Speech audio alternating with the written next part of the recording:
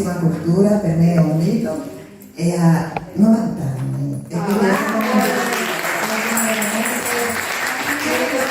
c'è una persona con la sua mente che ci illumina con la sua luce di cultura, di sapere, di amore, di impegno, e credo non possa che desiderare di invecchiare come si invecchia. Certo.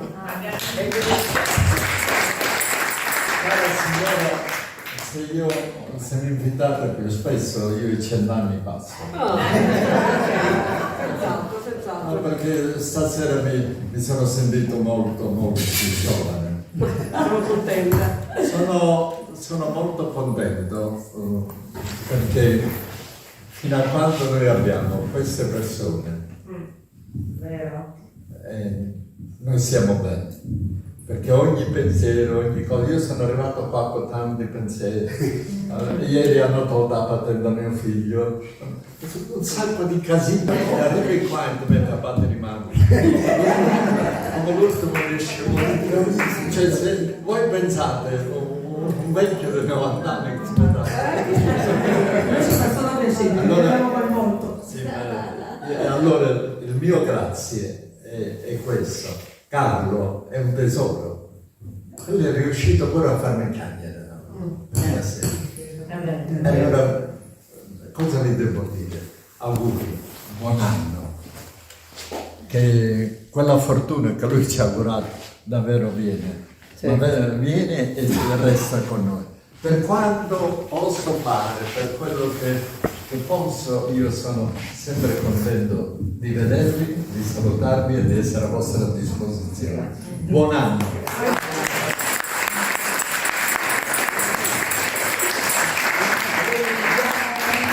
Ora chiudiamo con una canzone allegra.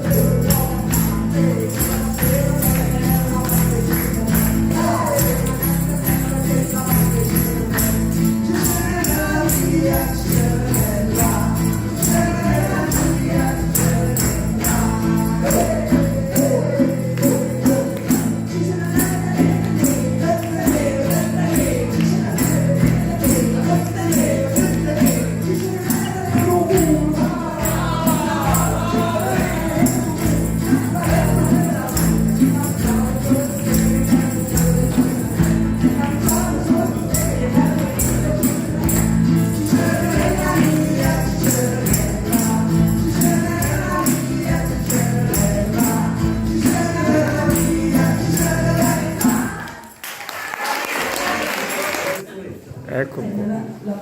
Ci viene la notte. Ah, facciamo prima il ragazzi, questa è la TV.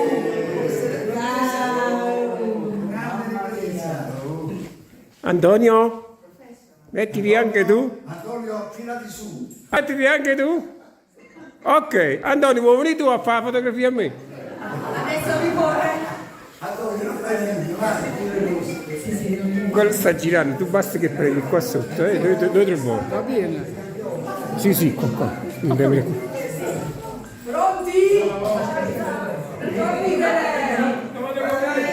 Ci siamo? Cheese. Ok. E con questo poi siete passati alla storia.